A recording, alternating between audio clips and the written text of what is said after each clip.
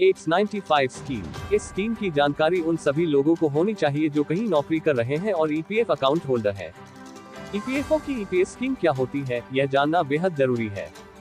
दरअसल यह स्कीम 1995 से प्रभावी है और उस सभी कंपनियों पर लागू होती है जो कर्मचारी भविष्य निधि के दायरे में आते हैं। ईपीएफओ की ईपीएस 1995 स्कीम के तहत 1 सितंबर 2014 से 1000 रुपए की मिनिमम पेंशन की सुविधा शुरू की गई है। यह पेंशन रिटायरमेंट की 58 साल की उम्र के बाद मिलनी शुरू हो जाएगी। इस शानदार स्कीम का फायदा लेना है तो आपको ईपीएफ सब्सक्राइबर होना जरूरी है, यानी ईपीएफ अकाउंट होना आवश्यक है। यदि आप ईपीएफ सब्सक्राइबर हैं तो हर महीने एक निश्चित अमाउंट आपके ईपीएफ खाते में जमा होती है। ईपीएस 95 पेंशन स्कीम के तहत पेंशन पाने के लिए किसी कर्मचारी को कम से कम 10 साल की सर्विस पूरी करनी जरूरी है। इस स्कीम के तहत कर्मचारी की रिटायरमेंट उम्र 58 साल होती है।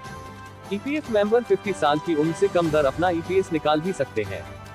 यदि कर्मचारी की मृत्यु हो जाती है तो सदस्य के परिवार का एक सदस्य पेंशन पाने के लिए योग्य माना जाता है। मृत्यु की स्थिति में यदि वह कर्मचारी सदस्य है तो परिवार को अधिकतम 6 लाख रुपए का बेनिफिट दिया जाता है। ईपीएस 95 स्कीम के तहत यदि परिवार में कर्मचारी के अलावा कोई मेंबर नहीं है तो नॉमिनी को यह पैसा दिया जा सकता है। उस नॉमिनी को भी जीवन भर पेंशन की सुविधा मिलती रहेगी।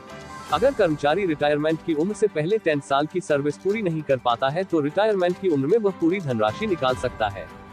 हालांकि तब मासिक पेंशन का लाभ नहीं मिलेगा।